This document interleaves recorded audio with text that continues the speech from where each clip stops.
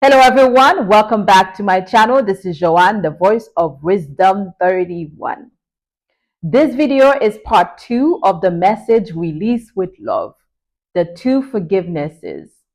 Let me share something that has shaped my spiritual understanding with you all, okay?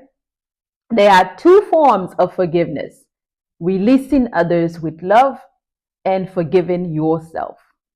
So, one, the first is releasing others with love, not because you excuse them, not to protect them, not to remove their accountability.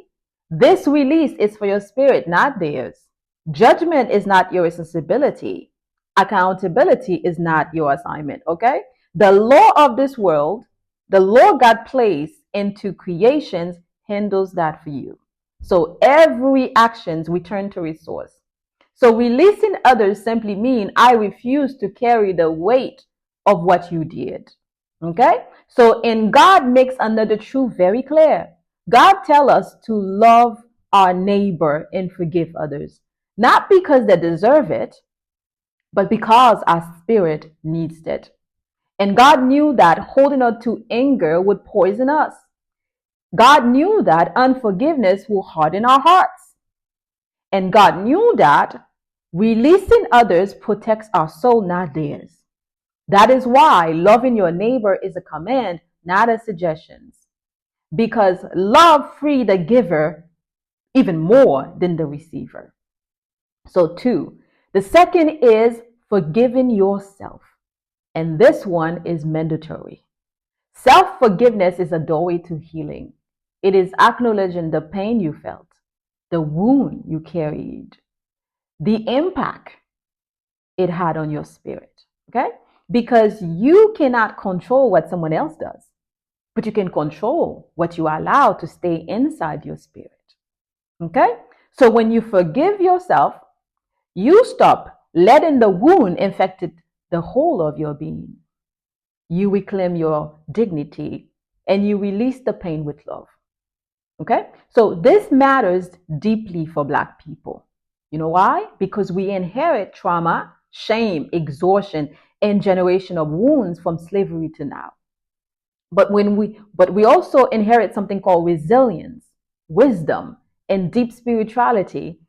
And that is why racism never become our spiritual disease. You hear that? It was never born in us. However, when we do not practice self-forgiveness, our pain turns inward. It becomes self-hate.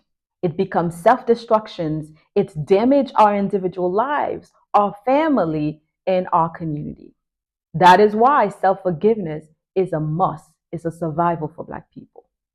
On the other side, white people inherit something different, not guilt, but generational conditioning. Racism is a spiritual disease passed down through systems built long before they were born. So healing is a requires for white people. Honesty, self-awareness, unlearning conditioned biases, choosing humanity over comfort. Okay? So white people did not inherit guilt. We hear that all the time. Because inherit guilt awaken conscious. Instead, they inherit conditioning. And conditioning keeps system alive. Okay? And when white people does not practice self-conditioning or self-discovery, their unhealed pain turn outward. It become hate, it become jealousy, it become deep human prejudice, it become entitlement, a learned belief that everything is automatically belong to me or meant for me or for you. And ultimately, it's become racism, a spiritual disease of the heart that destroys not only others, but the person carrying it. So healing is possible for all of us. There is hope, but healing takes courage. God called all of us, Black, white, in every nation, to break cycles, not repeat them, to choose love over fear, to choose compassion over comfort, to build a new inheritance for the next generation. We cannot change what our ancestors did, but we can change what our children inherit. Black people, you must keep healing. rising and loving, and release the pain with love. However, white people, you must keep on learning, opening, and choosing compassion and release the conditioning with honesty. And you see, the best thing we can do is release the past so the next generation can inherit something better. So thank you for watching this. If this message resonates, please like, comment, share, and subscribe. And thank you. Bye-bye.